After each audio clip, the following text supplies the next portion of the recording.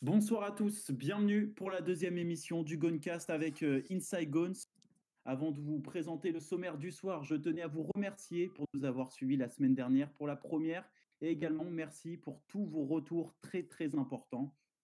Alors il y a une semaine, jour pour jour, l'OL entamait tout juste la seconde partie de saison avec une victoire en Coupe de France contre Bourges.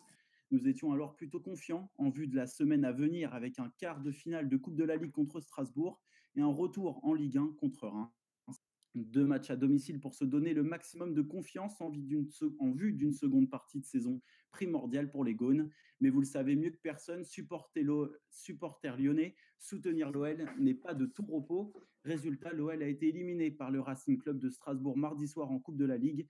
Un espoir de Coupe nationale qui s'envole et des regrets, surtout quand on voit le Paris Saint-Germain éliminé par Guingamp le lendemain lors des quarts de finale donc de la Coupe en bois, comme l'a surnommé Olas aujourd'hui dans l'équipe.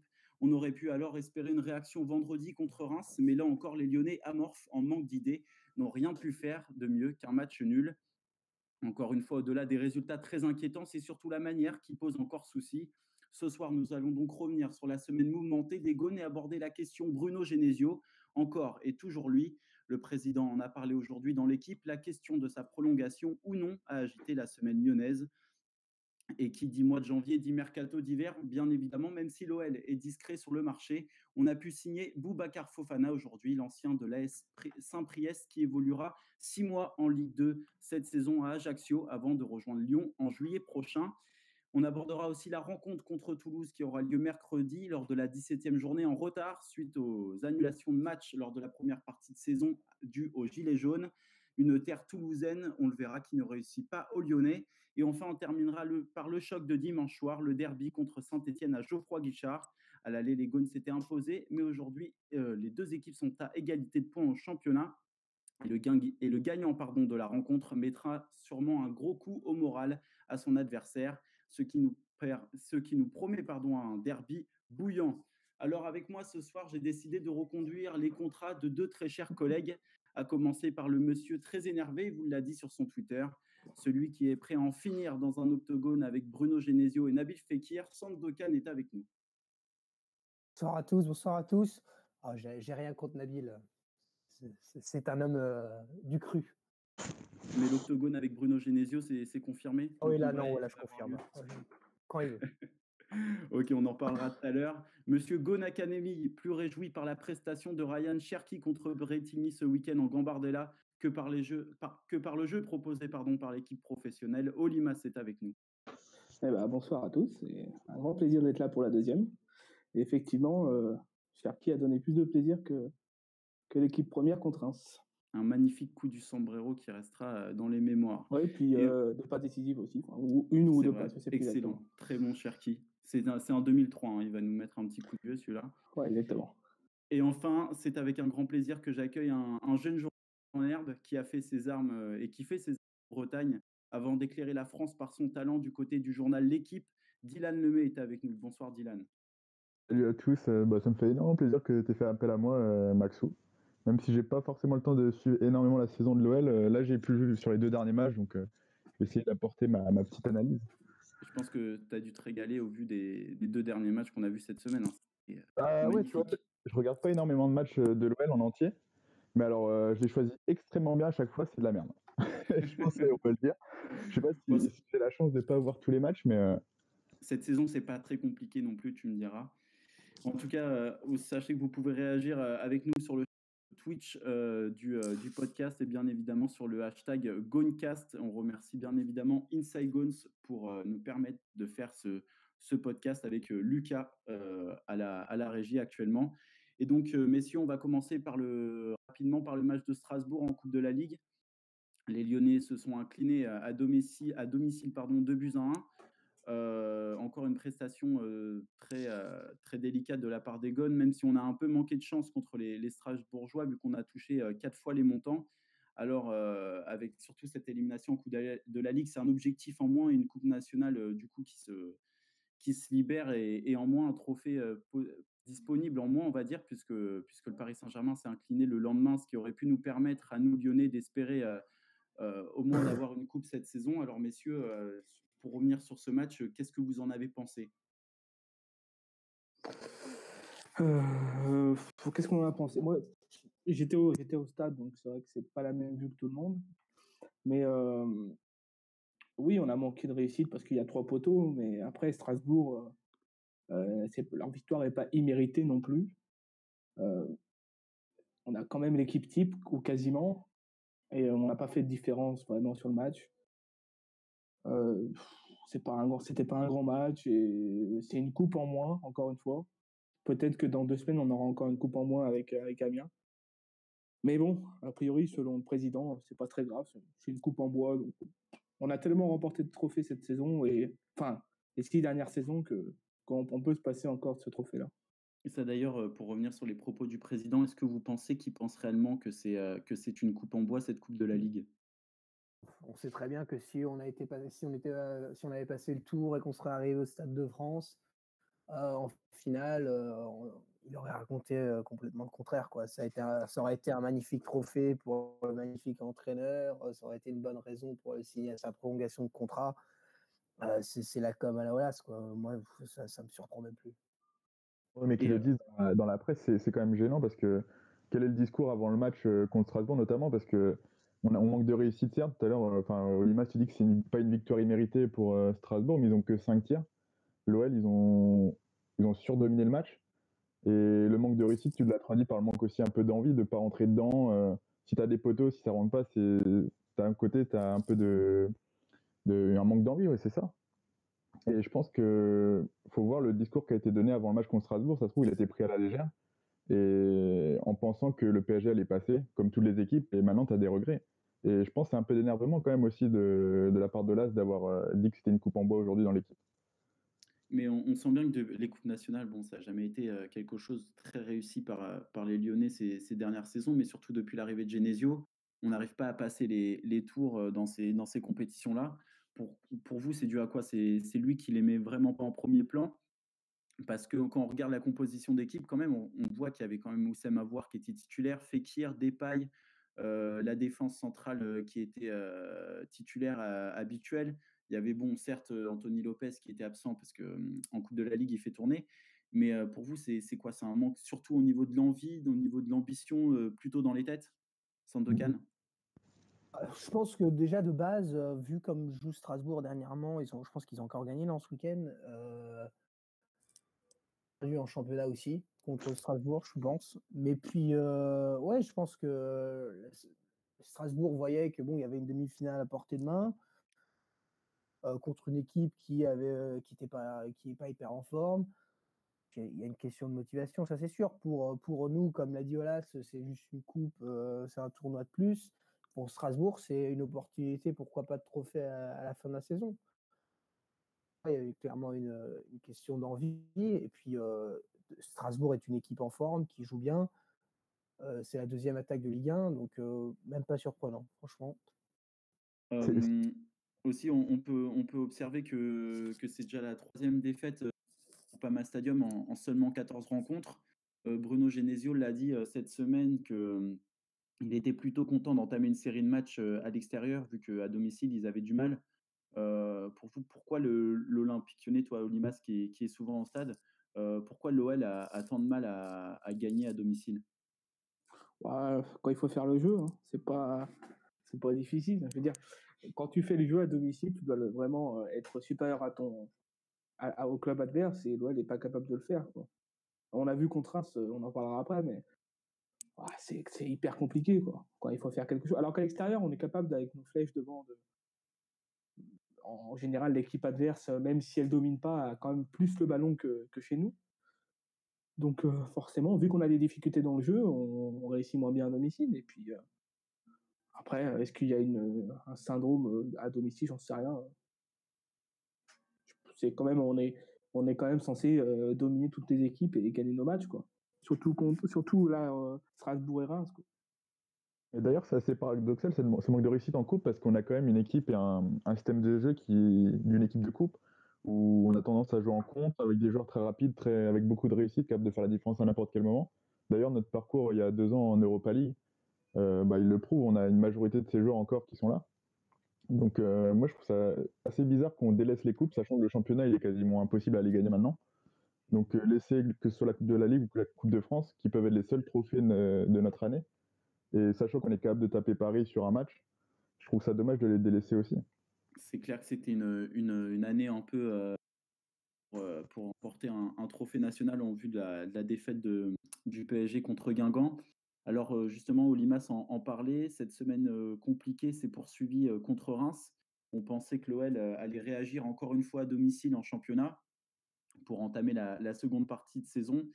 Mais que Nini, les Lyonnais sont repartis du Groupama Stadium avec un match nul et surtout ils se sont fait énormément bouger par les Rémois.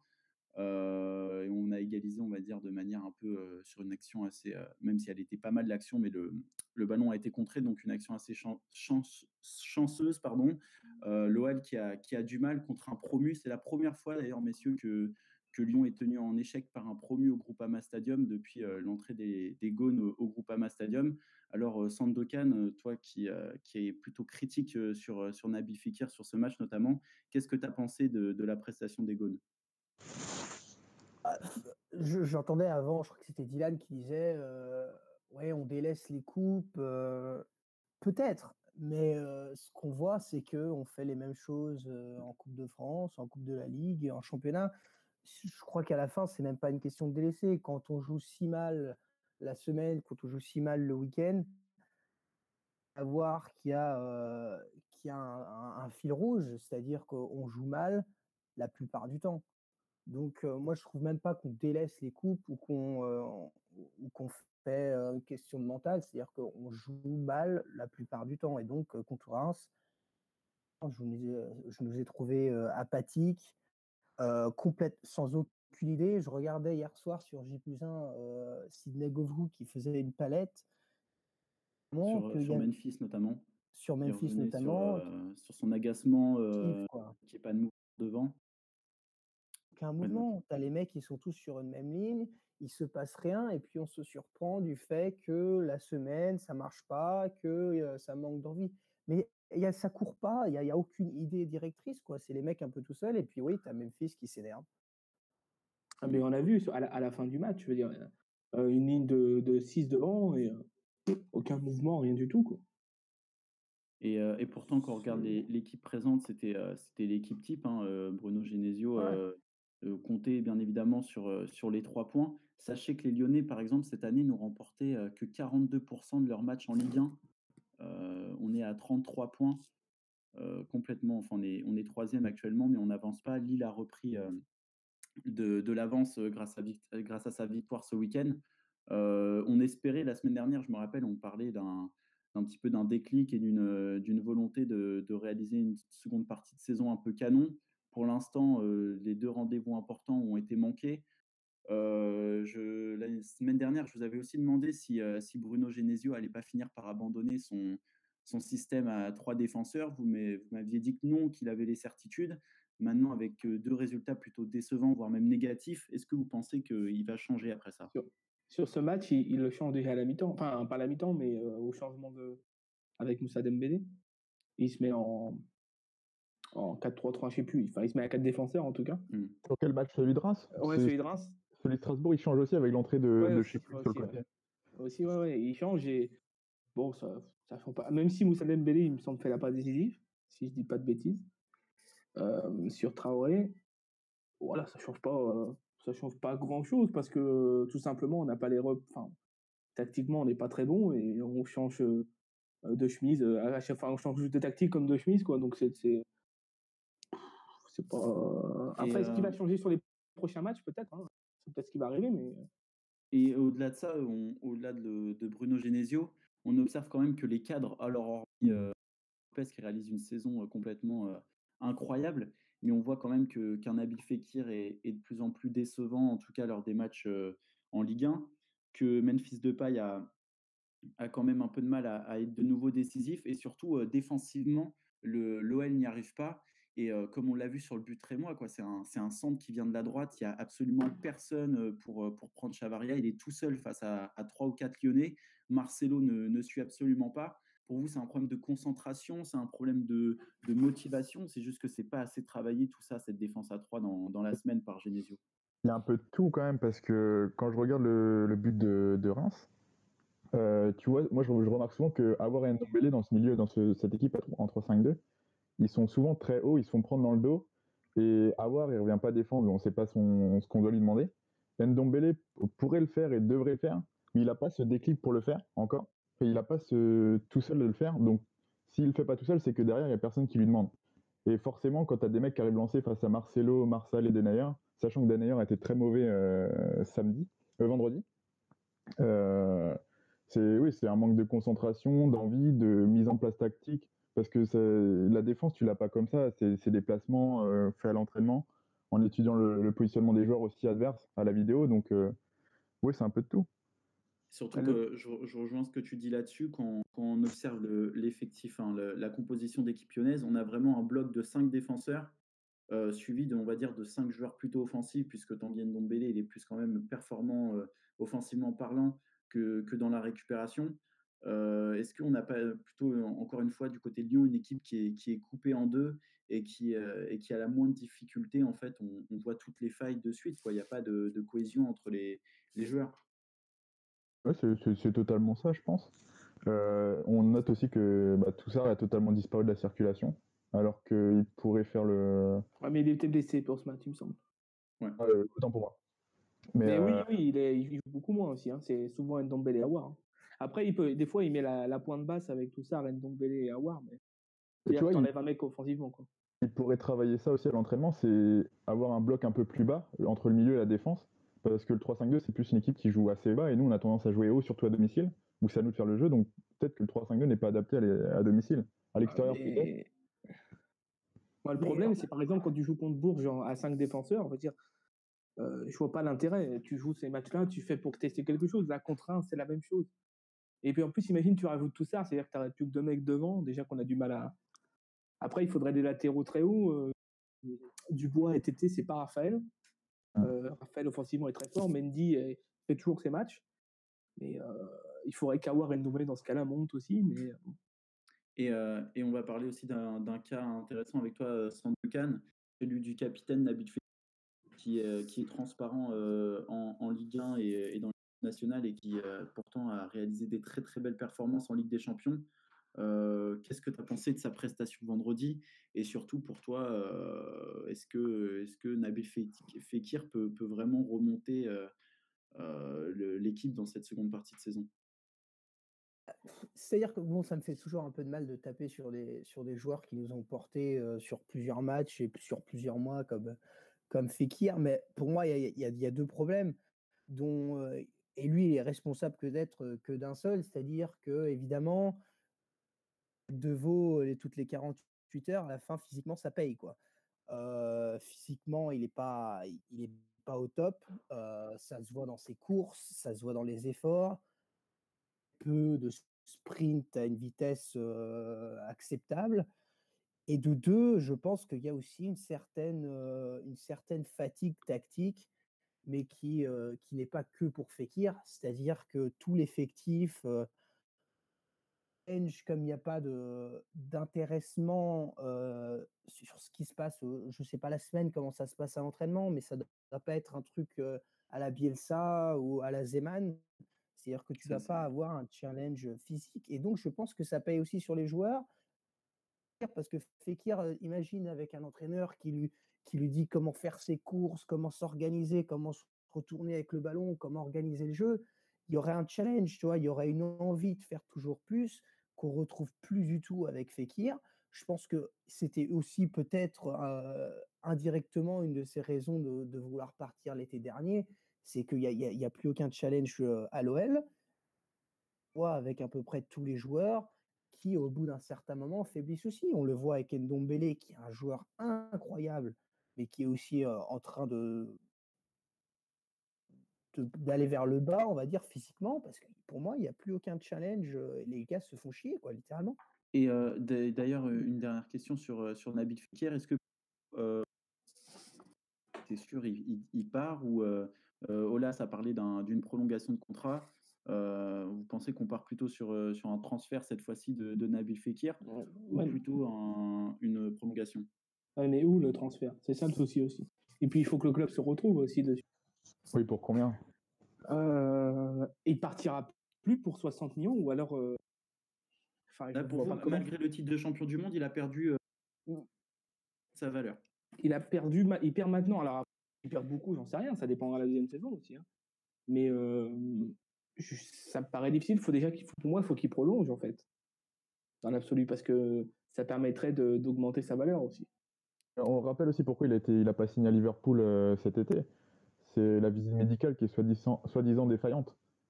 Oui, c'est Il y vrai. a ça, il y a plein de trucs. On dit que est-ce que c'est aussi Bernès, est-ce que c'est Liverpool qui voulait. Parce que moi, par rapport à ce que dit Sandokan, moi je suis pas tout à fait d'accord parce qu'on peut taper énormément sur le système tactique. Mais je pense que Fekir, c'est un peu plus profond aussi. Il a fait la Coupe du Monde, il y a eu beaucoup d'efforts, une grosse préparation avec Deschamps, on l'avait vu dans le reportage sur l'équipe de France. Et je pense qu'il est vraiment fatigué et il s'est pas remis de sa blessure. Il s'est blessé en plus en octobre-novembre. Et je pense qu'il est vraiment fatigué. Et on l'a vu, s'il sort à la mi-temps, c'est pas parce qu'il est mauvais, c'est que physiquement, il est pas capable d'enchaîner les courses. Et c'est pas forcément tactique. C'est même tactiquement, même si t'es pas au point tactiquement, tu peux faire des courses. Après, Fekir a jamais été un joueur qui joue sans ballon. Il n'est pas très bon là-dedans. Il est très bon balle au pied et il est capable de faire la différence. Sans ballon, c'est pas vraiment le même type de avec le joueur. ballon, il a plus de vélocité. Oui, il a perdu énormément de ballons en dribblant bêtement, d'ailleurs. Des trucs qui avant, je dis bien 6 mois avant, il ne perdait pas. Quoi. Et donc merci pour vos réactions sur Nabil Fekir. Tu as une partie peut-être qui nous réalisera 2 très belles prestations contre le Barça, vu sa saison contre les gros clubs. On va reparler un peu de Bruno Genesio rapidement. Dans cette semaine, au-delà des résultats compliqués, elle a été surtout marquée par ses déclarations en conférence de presse, notamment sur sa prolongation de contrat. Alors lui, il a déclaré vouloir être un petit peu rassuré et connaître son sort assez rapidement. On sait que je pense qu'il espère être prolongé à la tête de l'OL. Aulas a de suite réagi le lendemain en refroidissant un petit peu la chose, en disant qu'il attendait un peu plus tard dans la saison, en voyant si les objectifs, notamment en Ligue des Champions, une requalification en Ligue des Champions allait être réalisée. Je ne vais pas vous demander si vous voulez que Bruno Genesio soit toujours là l'année prochaine. Je pense que vous êtes tous les trois d'accord sur l'avenir du coach lyonnais.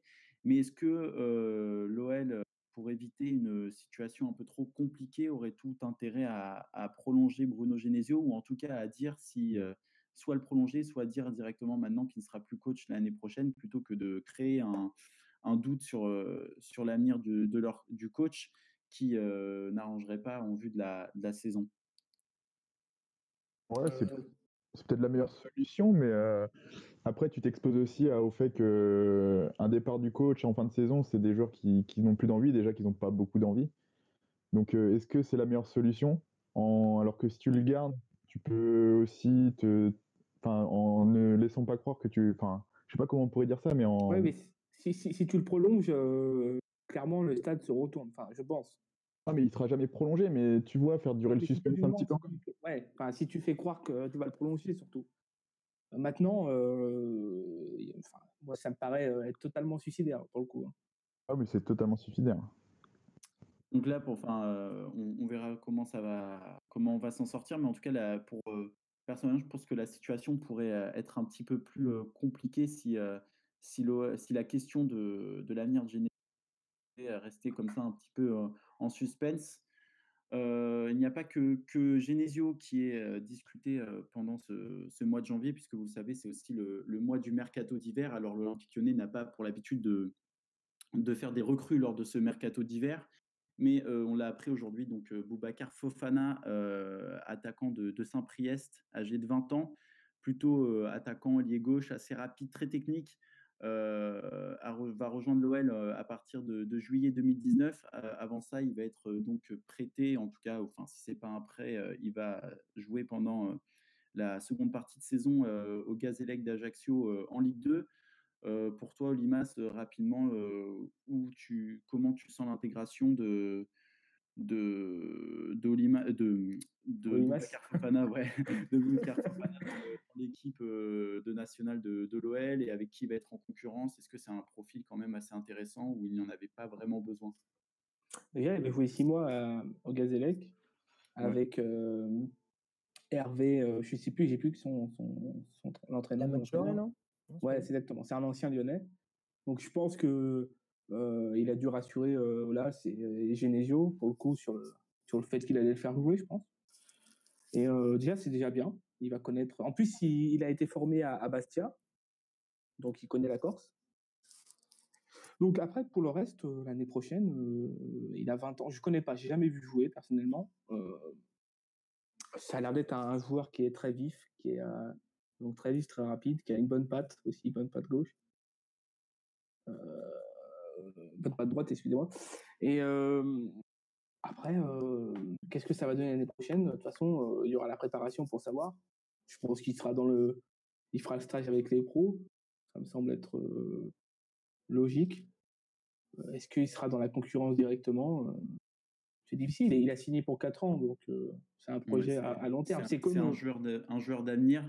Voilà, un autre joueur, on va être très rapide sur le mercato. Un autre joueur qui aurait dû peut-être signer à l'OL, c'est Diego Lainez, le Mexicain, qui file pour 14 millions au Betis Séville en Liga. Alors aujourd'hui, on vous en avait parlé la semaine dernière, bien évidemment, et aujourd'hui, Jean-Michel Aulas dans l'équipe a déclaré que les Lyonnais s'étaient vraiment intéressés à lui, qu'il l'avait fait venir en France avec, en tout cas ses parents, il les avait fait venir en France pour parler directement avec le joueur. Ils avaient fait visiter les installations du club, mais donc le joueur a préféré partir du côté du Betis Séville. On n'en sait pas trop plus sur ce sujet-là. Peut-être qu'il n'avait pas eu les garanties de jeu qu'il aurait espéré du côté de Bruno Genesio. En tout cas, Diego Lainez, donc, c'est officiel, a signé au Betis Séville. De côté des autres recrues, les Lyonnais donc s'intéressent à Harold Moukoudi du Havre, un défenseur central. Sachez que d'autres clubs de Ligue 1 comme Saint-Etienne, Rennes ou Nice sont sur le joueur de 21 ans, tout comme certains clubs européens comme West Ham, Naples ou encore Séville. Mais sachez que Bilal Ghazi, le journaliste attitré de l'OL pour l'équipe, a indiqué qu'il n'y aurait pas de recrue défensive, en tout cas pour cet hiver. Et côté départ, on vous en avait parlé la semaine dernière du cas Maxwell Cornet, l'attaquant ivoirien de l'OL, aurait reçu une offre de 20 millions de la part de Watford. Et les deux clubs discutent. On verra bien si, pour un départ dès cet hiver, on verra bien si Cornet finira la saison du côté de l'OL. La semaine dernière, pour rappeler rapidement, vous n'étiez pas vraiment d'accord sur un départ de Cornet pour cet hiver, puisqu'on sait qu'il est important lors des matchs clés et qu'on aurait peut-être besoin de lui pour la Ligue des Champions, en tout cas les gros chocs de Ligue 1. Voilà pour cette page mercato. Alors on va enchaîner, puisque l'OL enchaîne les matchs, nous aussi on va enchaîner avec un match qui aura lieu dès mercredi. Il n'était pas prévu normalement ce match, mais en raison des manifestations des Gilets jaunes, la 17e journée se jouera donc mardi et mercredi soir. Et l'Olympique Lyonnais se déplace du côté du Toulouse FC au Stadium. Alors déjà, comme je vous l'ai dit, ça rallonge un calendrier quand même déjà chargé en ce début de seconde partie de saison. Et surtout, l'OL face à Toulouse, et surtout au Toulouse d'Alain Casanova, c'est 0 victoire, 3 nuls et 4 défaites au Stadium pour un but marqué et donc 10 buts encaissés. Les Lyonnais qui n'y arrivent pas contre le TFC, c'est pas nouveau, mais à quoi on pourrait s'attendre comme match, Dylan, pour mercredi? Bah, tu vois, c'est un peu contradictoire avec l'OL. Tu vois, autant Reims, on pourrait penser qu'on gagne facilement chez nous à domicile. Bah, Toulouse, on va galérer, mais on va sûrement gagner parce que Toulouse a besoin de points. Ils ont perdu ce week-end chez eux, en plus, si je dis pas de bêtises, contre Strasbourg. Mais ils vont se livrer à fond.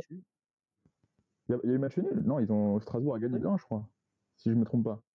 Attends, je vais te dire. Je vais vous dire ça de suite. C'est pas Toulouse-Montpellier un partout? De quoi? Non, je pensais que c'était contre Montpellier qu'ils avaient fait un partout, mais c'est peut-être Dijon. Non, c'est Dijon, ça, en fait. Non, mais allez, vas-y, continue, désolé. Ouais, du coup, Toulouse va s'ouvrir à l'attaque. Ils ont besoin de points parce qu'ils sont pas très bien classés. Et je pense qu'on va profiter justement de nos attaquants rapides, de nos ailiers, et d'un jeu rapide, d'un bloc assez bas pour aller planter. On va peut-être gagner 1-0, 2-1, mais moi je vois bien ce match-là, ça va être un match dégueulasse.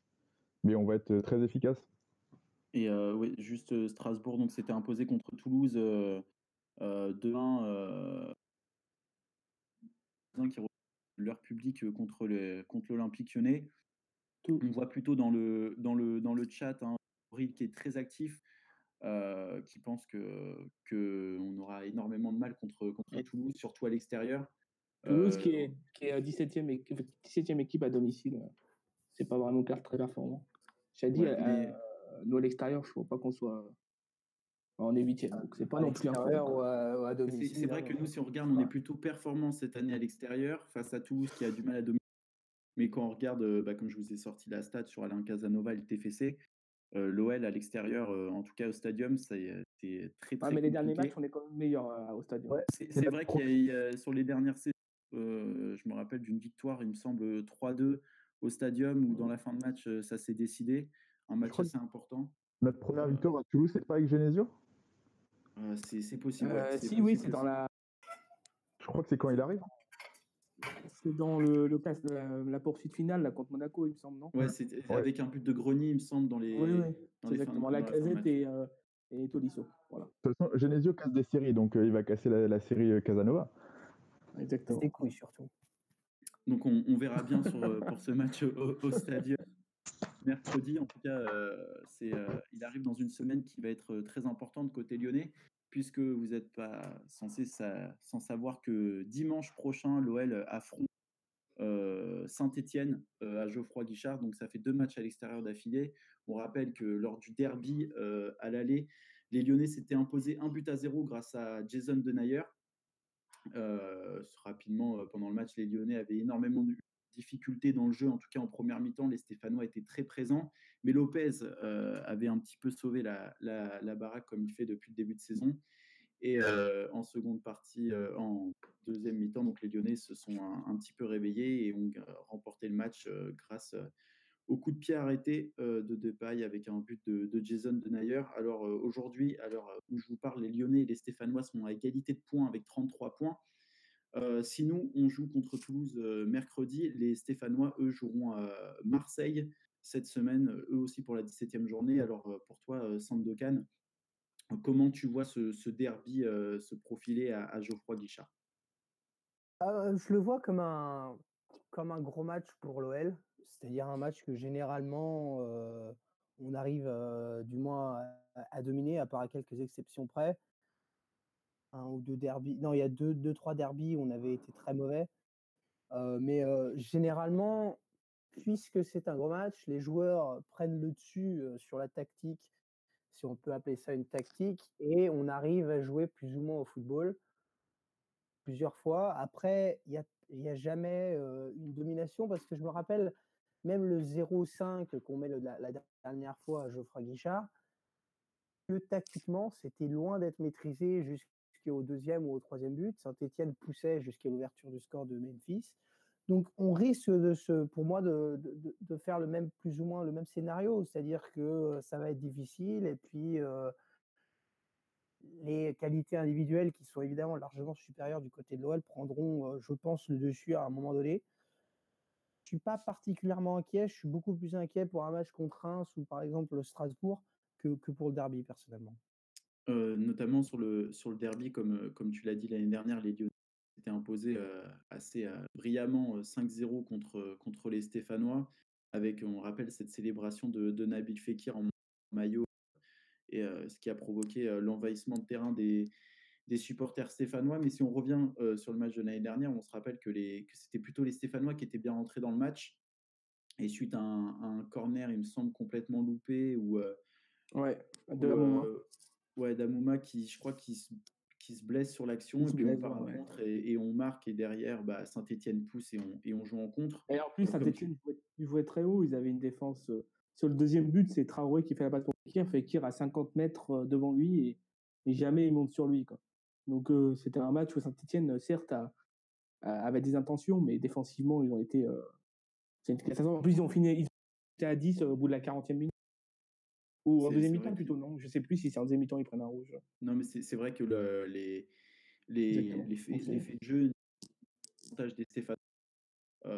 Là, après un derby encore une fois perdu en début de saison, la stat sur le premier derby, c'était 1 tir cadré, 1 but pour les Lyonnais.